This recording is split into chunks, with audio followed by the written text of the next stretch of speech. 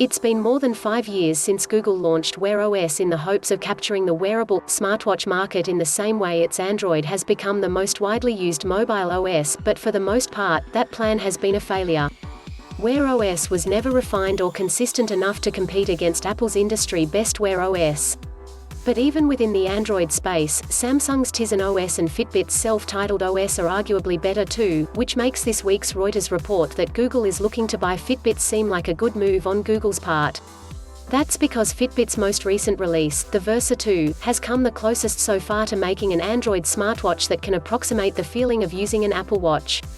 This sounds like a backhanded compliment for those who value design and originality above all else, but I mean it as a compliment.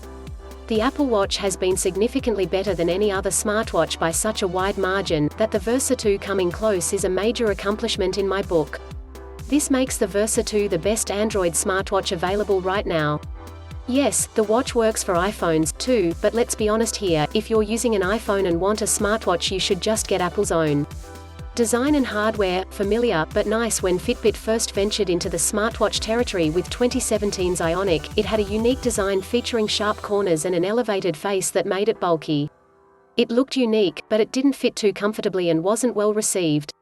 Fitbit quickly pivoted into the Versa series, which more resembles an Apple Watch. Whether it's the square with rounded corners shaped to dark gray aluminum finishes, it's a clean and visually appealing design, but one that could be accused by Apple fans of not being original. Whatever the case, the Versa 2 fits nicely with a traditional rubber watch strap with over a dozen notches to fit just about any wrist size. There's a single physical button on the left side of the watch, with most in-watch actions triggered by taps and swipes.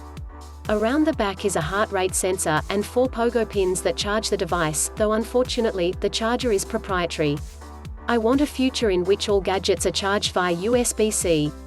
The Versa 2 has a 1.4-inch OLED screen that gets bright and vibrant, but the panel is not built as nicely as on the Apple Watch.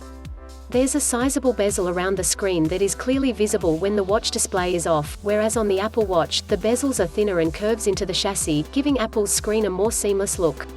Though, I must mention here, the Versa 2 is priced at $199 United States dollars, half the price of the Apple Watch Series 5, so the lack of hardware flourishes are excusable.